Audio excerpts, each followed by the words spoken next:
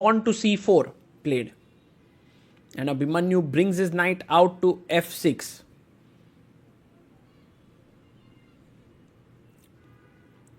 And now knight to f3 played. And let's see what Abhimanyu does here. He goes pawn to e6. And he's going to break in the center with d5. But Pragg pushes pawn to b3, opening up his bishop on this long diagonal. Generally, you start with the other bishop. He goes b3, pawn to d5 played here. And bishop to b2.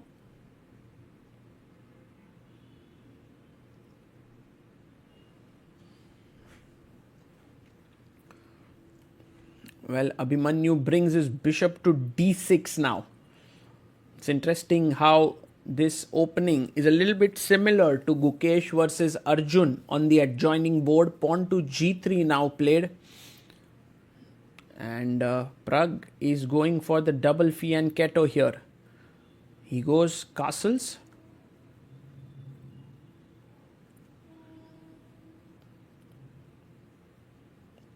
And Pragg brings his bishop out to g2.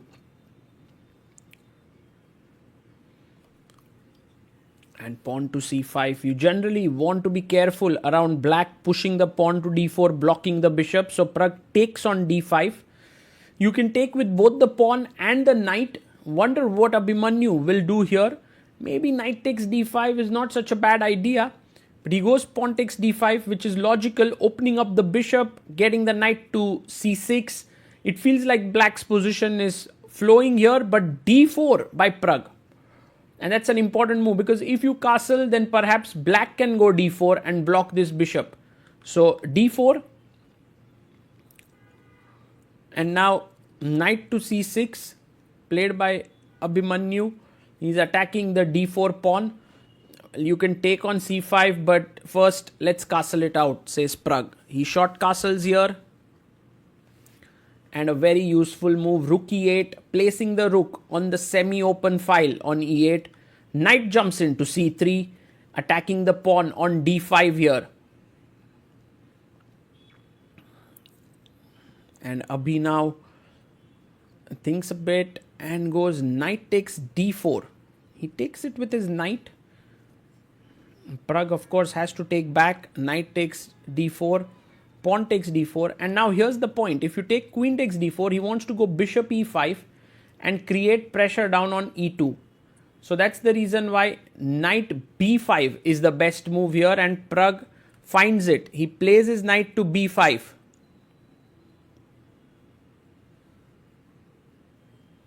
Attacking the pawn here and the d4 pawn. Bishop e5, defending the pawn. And now bishop takes d4.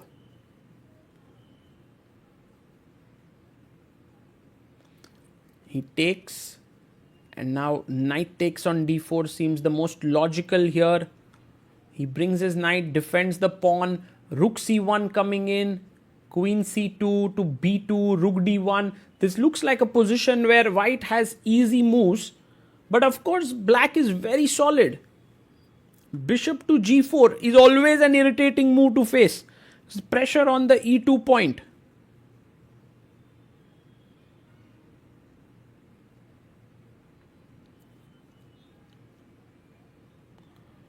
And now Pragg goes pawn to h3.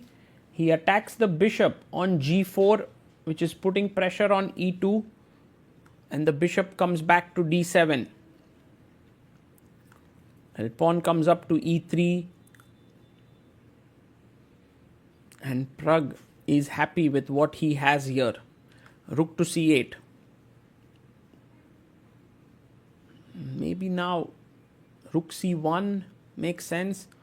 But instead he goes knight e2, and that's a very interesting maneuver by Pragg. Imagine you go a6, suddenly you have knight f4 with pressure down here, all three pieces.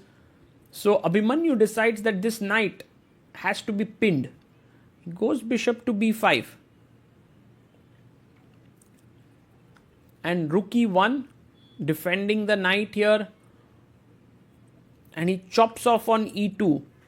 Now, this would work beautifully if it were like after rook e2, black would get some very clean equalizer with d4. But that's not the case here.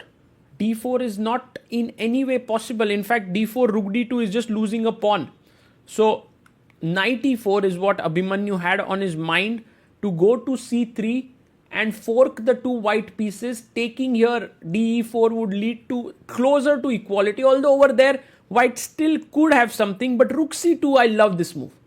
I absolutely love this move, because now knight c3 can be safely met with queen d3. So rook c2, queen f6 played. He's looking still at the c3 square, but now you can double down the c file. And he gets it. Rook c1. If knight c3 again, you have queen d3. It's just torture there. So Abhimanyu decides to keep the rooks on the board, keeping some pressure down onto the f2 pawn. Pragg says, well, for me it's more important to get the queens off. So he goes bishop queen f3. He's ready to trade the queens. So queen takes queen, bishop takes queen, attacking here. Rook can now enter on c7. It seems like a one-way traffic here.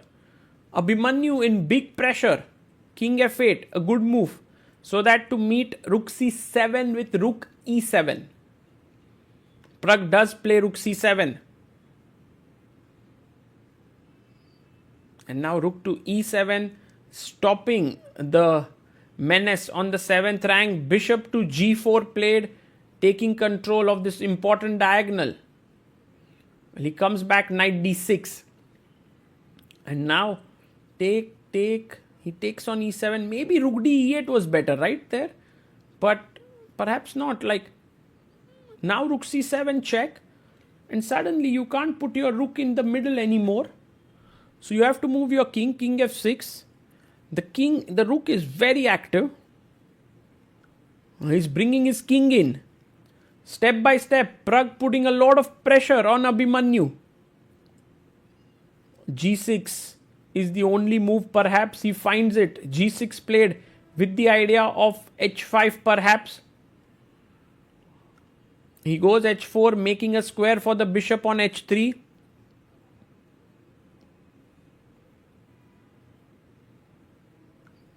And black goes h5, attacking the bishop.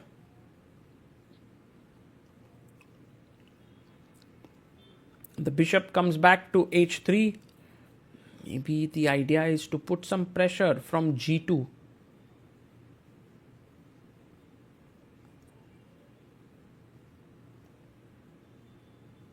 So king comes up to e5. Now the main plan here is to play f5 and limit this bishop on h3. So Pragg plays f4. A very interesting move. If you go king e4, king e2, and the king can get trapped here. Could get mated. So he quietly goes back to f6. And now Pragg brings his king to e2. Maybe the best move for black now is a5. Not so easy to play such a move. He goes rook e8. But now Pragg has king f3. Pragg is back on the board. 16 minutes for him, 6 minutes for Abhimanyu. King goes to f3.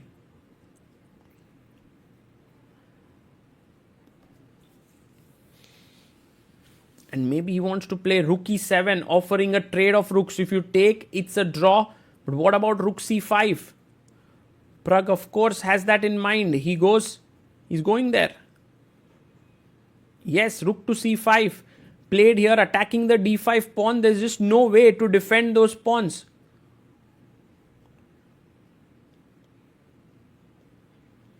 d5 pawn, how do you? He goes d4, he gives up the pawn. Pawn takes pawn. Pragg is now a pawn up with a close to winning advantage. He is feeling confident. He could very well join Maksudlu at the top as the leader. Rook e8.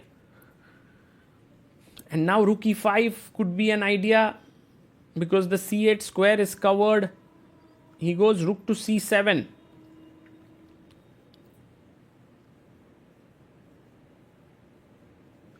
Rook e7, a rook trade is offered, and I believe Pragg can take it here. It's an important decision. He takes it. King takes 4 minutes left until 3 more moves to make, and f5, an excellent move, keeping his chances alive to break in. King f6, and now a very important move, king f4 for Pragg. The idea behind that is that next move you want to take on g6, and if king g6, you have king e5. And there's no time for black to get in the move f6. He instead takes here. And that's not a great move. And look at Abhimanyu. He's so happy here. He's so happy, and Pragg is shocked. Pragg is completely shocked, like why is his opponent so thrilled? King takes g6 taken here, and I think for Abhimanyu, he understands that if he gets this pawn to f6, this is a huge move for him. King f4 and f6, that's some sort of a fortress built here. Wow, look at this. And I think Pragg might not be the happiest person there, although he still has some chances to play for a win, and that involves him breaking with g4 at the right time. b6 played, you see, taking away the square. It's very important to notice how the knight controls the light squares, the pawns control the dark squares, and together they form a formidable team. And Abhimanyu keeps his king between these 3 squares here.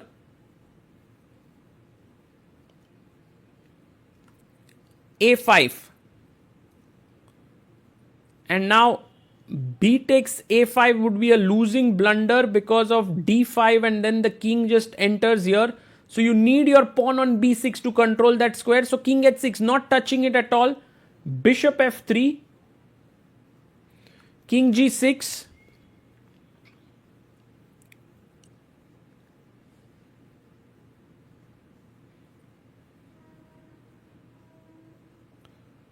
And he goes bishop c6. For Pragg, it feels like he still should have some chances, but it's so tricky now. These fortresses are just insane. King g7. And you can just sense it from Pragg's body language that he's not happy with that decision. Because many times, you may have your chance now in the game to play for a win. But because you have missed that moment where you could have easily won, and that plays on your mind. And that really kind of drops your quality of play. And look at Abhimanyu. He knows that he doesn't have to do anything here. Just has to keep waiting. Bishop a4. Okay. I mean, good or bad, Pragg has to try for this g4 move and try something there. For now, all he doesn't... The thing is, knight d6, pawn b6. You don't touch this. And pawn f6. So basically there's only one piece that's moving. That's the king. But it has enough maneuverability. d5.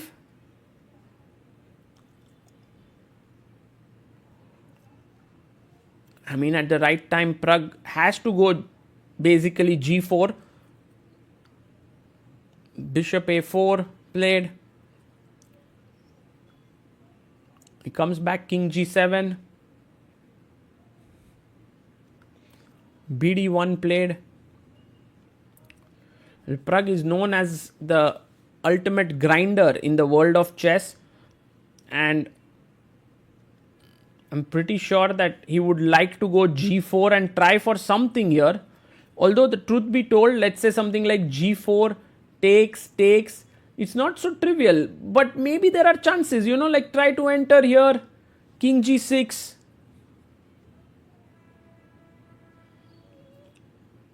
Pragg goes king g2 for Abhimanyu. Nothing really changes. He keeps his plan intact, king h6. King h3. King g6.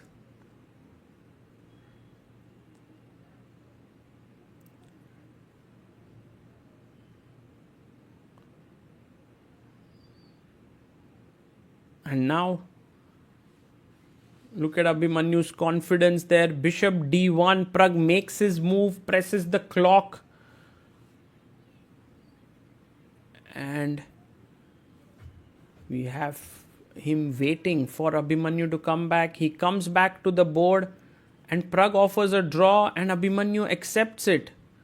Pragg didn't even try with this g4 idea, which was his only idea. That's a big surprise to me, why he did not do that. And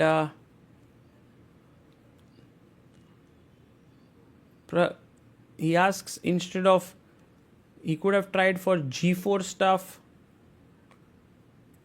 And you can see there, he says you can take, king g4, king h6, bishop c2, king h5. And try for this endgame. And look at that boy's understanding here. And he's showing endgames there. And Pragg is shell-shocked here. Pragg is like, yeah, I gets the knight. I think for Pragg, maybe once he missed that moment, he just completely lost the interest perhaps. And I've not seen Pragg like this. He's generally quite into the zone. He is able to recover, but maybe in this game he wasn't. And here, I think he's clearly unhappy with his play. We got Abhimanyu on our stream to analyze the position and to get his thoughts.